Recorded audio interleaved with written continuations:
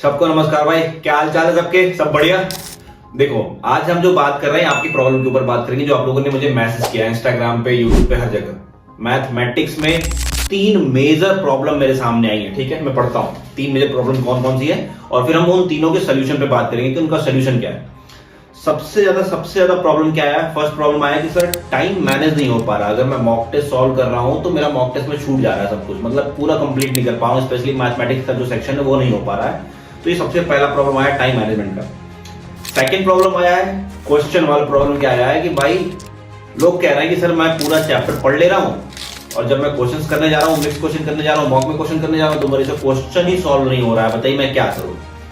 Third problem आया है कि सर रिवीजन कैसे करें समझ नहीं आ रहा है, स्पीड कैसे बढ़ाएं समझ नहीं आ रहा। ठीक है, 3 मेजर प्रॉब्लम आए हैं और हम इन तीनों पे अच्छे तरीके से करेंगे discussion.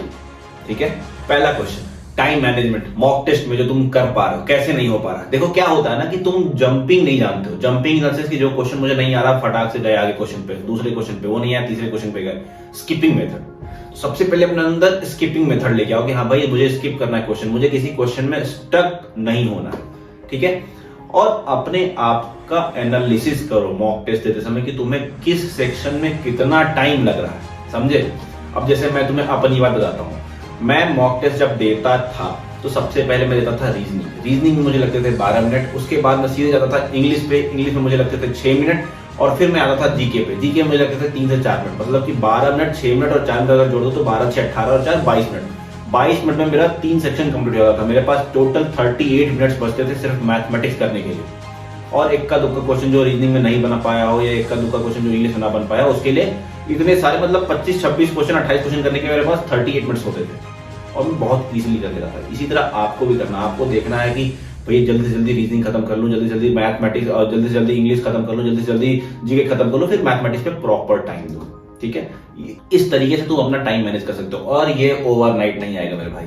You have to do mocks मतलब इतना मॉक दे दो कि लगे कि पता नहीं क्या है, मॉक तो कुछ नहीं होता है, ऐसा डर खत्म हो जाना चाहिए मॉक्स का। ठीक है, पहला प्रॉब्लम का सोल्यूशन खत्म हो गया, तुम्हारा टाइम मैनेज कैसे करें। दूसरा, क्वेश्चन आ रहा है, क्वेश्चन आप चैप्टर पढ़ ले रहे हैं, जैसे कि मैंने पूरा परसेंटेज चैप्टर का कंसेप्ट पढ़ लिया लेकिन मेरे से क्वेश्चन नहीं बन रहा है। इसका कारण सिर्फ एक है कि आप क्वेश्चन के कंसेप्ट को सीख नहीं रहे हो। और अगर आप क्वेश्चन के कंसेप्ट को सीख रहे हो तो उसको अप्लाई नहीं कर रहे हो। देखो, कंसेप्ट को सीखना और कंसेप्ट को अप्लाई करना 2 different things are there. Question ये समझ लेना कि इस टाइप का क्वेश्चन ऐसे करेंगे और उसी टाइप का थोड़ा सा मोल्ड करके दूसरा क्वेश्चन आ जाए, वो नहीं बन पाएगा आपसे, क्योंकि आप उसको रट्टा मार रहे हैं। रटना नहीं है, कंसेप्ट को बिल्ड करना है और उसको अप्लाई करना है। अब फिर से यहाँ पे तुम्हें अपना एक जेन्युइन स्टोरी बताता हूँ, जेन्युइन इवेंट है जो मेरे साथ हुआ था जब मैंने तैयारी स्टार्ट की। मैं चैप्टर पढ़ के आया डिस्काउंट। ठीक है, डिस्काउंट चैप्टर पढ़ा। डिस्काउंट में उस समय 70-80 क्वेश्चन थे प्रीवियस ईयर के। मैंने रात में डिसाइड किया कि कुछ भी हो जाए आज तो 80 क्वेश्चन लगा ही दूंगा, कुछ भी हो जाए। तुम बिलीव नहीं करोगे मेरे भाई, उस 80 क्वेश्चन को लगाने मुझे 8 घंटे लग गए थे। रात भर जग के मैंने डिस्काउंट चैप्टर सॉल्व किया था, 8 घंटे लगे थे 80 क्वेश्चन को सॉल्व करने में, समझ रहे हो? और सच में 3 दिन तक मेरे दिमाग में नंबर्स घूम रहे थे। मैं सोता था ना, सपने में मुझे नंबर्स दिखाई देते थे, ऐसा लगता था मैं पागल हो गया हूँ।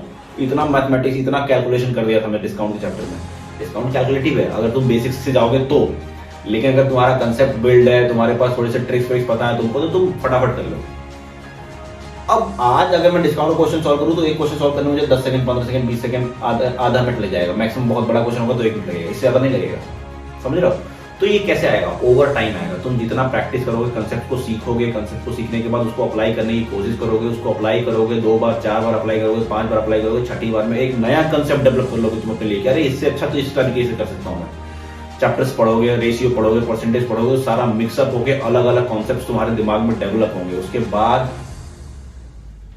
स्मूथ मक्खन की तरह लगाओगे, समझे? तो एकदम टेंशन मत लो इस चीज के लिए। कंसेप्ट को रिवाइज करो, कंसेप्ट को अच्छे से अप्लाई करने सीखो। ठीक है, ये तुम्हारा सेकंड प्रॉब्लम था, उसका सोल्यूशन दे दिया मैंने। थर्ड प्रॉब्लम आ रहा है तुम्हारा रिवीजन कैसे करें और स्पीड कैसे बढ़ाए।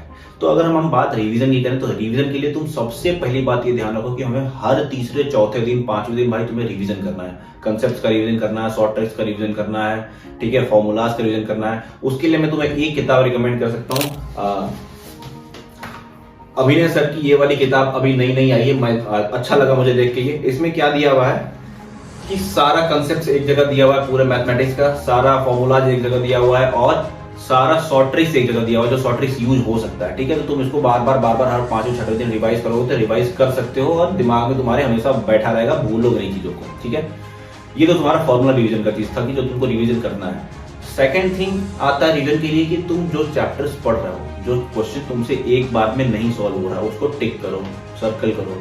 उसको जब दूसरी बार सॉल्व करने आओ तो उस टिक वाले क्वेश्चन को जरूर देखो।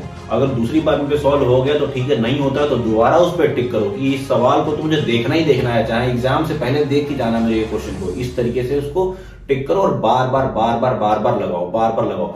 लास्ट में तुम्हारे पास एक चैप्टर में 20-25 क्वेश्चन बचेंगे जिनको तुम्हें सिर्फ रिवाइज करना होगा, और 20-25 क्वेश्चन तुम रिवाइज करते जाओगे, तुम्हारा पूरा चैप्टर रिवीजन होता जाएगा। ये तुम्हारा क्वेश्चंस के रिवीजन करने का था, फॉर्मूला कॉन्सेप्ट रिवीजन करने के लिए मैंने तुम्हें किताब बता दी। थर्ड थिंग आता है calculation. Calculation is the most important thing. तुम्हारा कैलकुलेशन जितना स्ट्रांग होगा मेरे भाई, तुम उतना अच्छा मैथ्स करोगे।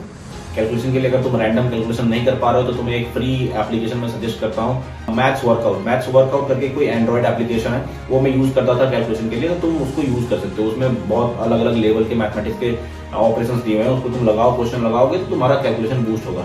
पहाड़ा याद करो, टेबल याद करो, स्क्वायर याद करो, क्यूब याद करो। ठीक है, इन सब चीजों को याद करो। सेकेंड और मोस्ट इंपॉर्टेंट थिंग मैं तुम्हें ये बताने जा रहा हूँ कि कुछ चैप्टर्स होते हैं जिनके ऊपर कमांड करो, जैसे हो गया डिजिटल सम, जैसे हो गया एवरेज, जैसे हो गया नंबर सिस्टम। ठीक है, इन चैप्टर्स के ऊपर कमांड करोगे ना तो तुम्हें बहुत चीजें इजी दिखाई देंगी। जैसे कि मैं क्या होता था, एक लेवल आ गया था मेरी तैयारी का, मैं झूठ नहीं बोल रहा हूँ, बिलीव करो, एक ऐसा लेवल आ गया था मेरी तैयारी का मेरे भाई कि जो क्वेश्चन मुझे नहीं आता था ना, मैं उस क्वेश्चन में नंबर जो दिए थे, जो फिगर्स दिए होते थे, नंबर फिगर्स, उनसे ना तिड़मबाजी करके इधर उधर जोड़ घटाना करके, डिजिटल सम लगा के, डिविजिबिलिटी रूल लगा के आंसर टिक मार देता था, और 70 से 80% केसेस में आंसर सही होते थे।